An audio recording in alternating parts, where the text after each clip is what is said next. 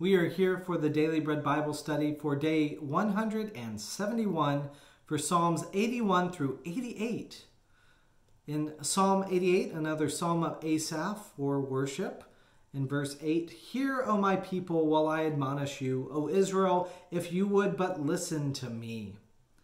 God wants to correct Israel and show compassion, but no one is listening to God, and so God allows them to suffer by their own hands. In Psalm 82, another psalm of Asaph, in verse 1 it says, "God has taken his place in the divine council. In the midst of the gods he holds judgment." This brings up the good question, are there multiple gods? Are they around? What is the divine council exactly? Are there multiple gods condemned for injustice? Is God a part of a pantheon? So there are a lot of questions that this psalm brings up, but you can wrestle with that as well too.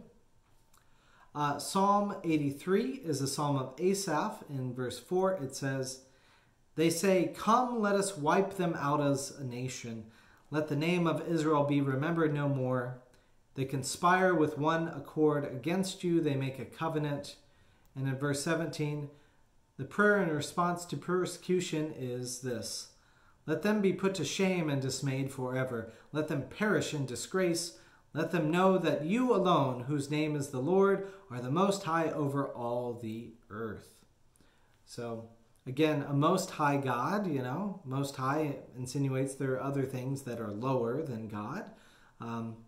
Could be the divine council, I'm not sure. But anyways, all of this is in response to the idea that persecution comes from outside forces who are not listening to God's ways, and the call for God to deliver them. In Psalm 84, it's another psalm, the Korahites. So verse 4, "Happy are those who live in your house, ever singing your praise, Selah. Happy are those whose strength is in you, in whose heart are the highways to Zion." So what beautiful imagery of those depending upon God and leading towards God's chosen city. In Psalm 85, another psalm of the Korahites, it's a vision for restored fortunes of Jacob, possibly after the exile. In Psalm 85, verse 10, "Steadfast love and faithfulness will meet. Righteousness and peace will kiss each other. Faithfulness will spring up from the ground, and righteousness will look down from the sky." So all of this blessing and abundance will happen when things are peaceful, when God finally restores the fortunes of Jacob. In Psalm 86, it's a prayer of David. In Psalms 40 and 70 and 86 and 109, we hear the words, "I am poor and needy." And this is the hope for the followers of God, that a clear path to walk would be given by God, and you'd have a focused direction. And we hear that in verse 11 as well too. It says, "Teach me your way, O Lord, that I may walk in your truth. Give me an undivided heart to revere your name." So we're poor and needy and need God's instructions, and God will guide us. In Psalm 87, it's a psalm of the Korahites, a song. In verse 1, it says, "On the mount, holy mount, stands the city he founded. The Lord loves the gates of Zion more than all the dwellings of Jacob." In verse 6, it says, "This one was born there." So maybe that's the hope for Judah exiles who were born in Babylon.